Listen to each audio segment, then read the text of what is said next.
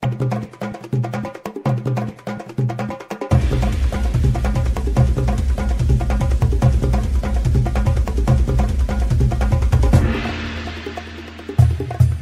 sinulog ay isang masiglang pagdiriwang sa Cebu na nagtatampok ng makulay at masayang parada, sayaw at pagmumuni-muni sa paggalang kay Senyor Santo Niño.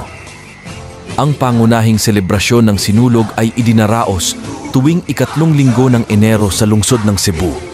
Ngunit maraming aktibidad at pista sa buong buwan ng Enero. Ang kasaysayan ng sinulog ay may kinalaman sa Kristyanismo at pagdating ng mga Espanyol sa Pilipinas.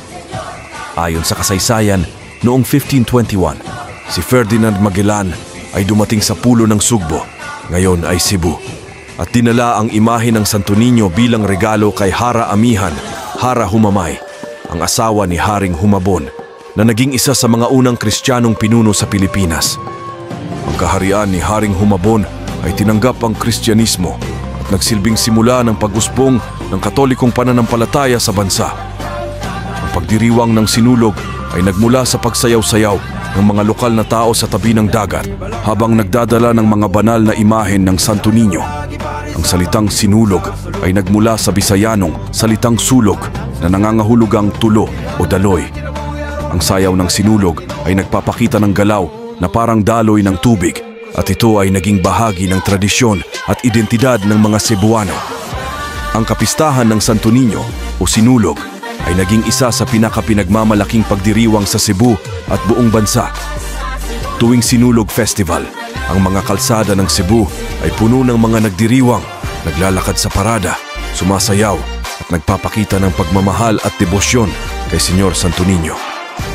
Ito ay isang pagkakataon para sa mga tao na ipakita ang kanilang kultura, relihiyosidad at pagiging masigla bilang isang komunidad. Ang Sinulog Festival ay naging isang makulay at masiglang pagdiriwang sa Cebu at ito ay isa sa mga pinakamahalagang pista sa Pilipinas. Ang bantayog ni Senyor Santo Niño o ang Santo Niño de Cebu ay matatagpuan sa Basilica Minore del Santo Niño sa Cebu City. Ang imahen ng Santo Niño ay itinuturing na pinakamatandang relikaryo ngayon sa Pilipinas. Ang kapistahan ni Santo Niño ay nagiging sentro ng okasyon at ang masiglang prosesyon na nagdadala ng imahen ay naglalakbay sa mga pangunahing kalsada ng lungsod. Ang highlight ng Sinulog Festival ay ang masayang parada kung saan mga grupo ng tao mula sa iba't ibang lugar sa Cebu at maging sa iba't ibang bahagi ng bansa ay nagtatanghal ng kani-kanilang mga sayaw kasama ang masiglang musika at makukulay na kostyum. Ang mga sayaw ay karaniwang nagpapakita ng mga pangyayari mula sa kasaysayan ng Cebu at ang pagtatanghal ng Kristyanismo. Bukod sa parada, mayroon ding mga paligsahan tulad ng larong kalye o street dancing kung saan mga grupo ng mga kabataan ang nagtatanghal ng kanilang mga sayaw sa mga kalsada at lansangan. Ang mga paborito sa mga palarong ito ay karaniwang ang mga sayaw na nagpapakita ng kasaysayan ng pagdating ng mga Espanyol at ang pagtanggap ng mga Cebuano sa Kristyanismo.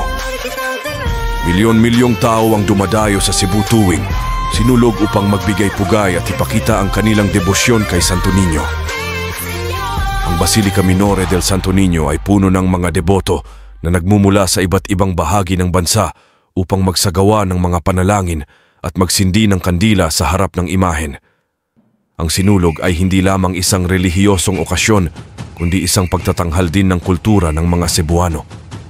Ipinapakita ng mga tao ang kanilang pagmamahal sa musika, sining at kasaysayan ng kanilang lugar sa pamamagitan ng mga sayaw, kantahan at pagtatanghal. Ang Sinulog Festival ay nagbibigay diin sa pagiging masigla at masigasig ng mga Cebuano sa kanilang debosyon at pagpapakita ng pagmamahal kay Santo Niño. Ito rin ay nagsisilbing pagkakataon upang makapagtagpo ang mga tao at ipakita ang kagandahan ng kultura ng Cebu. Sa gitong puso, Senyor, Senyor, tagang magsawa.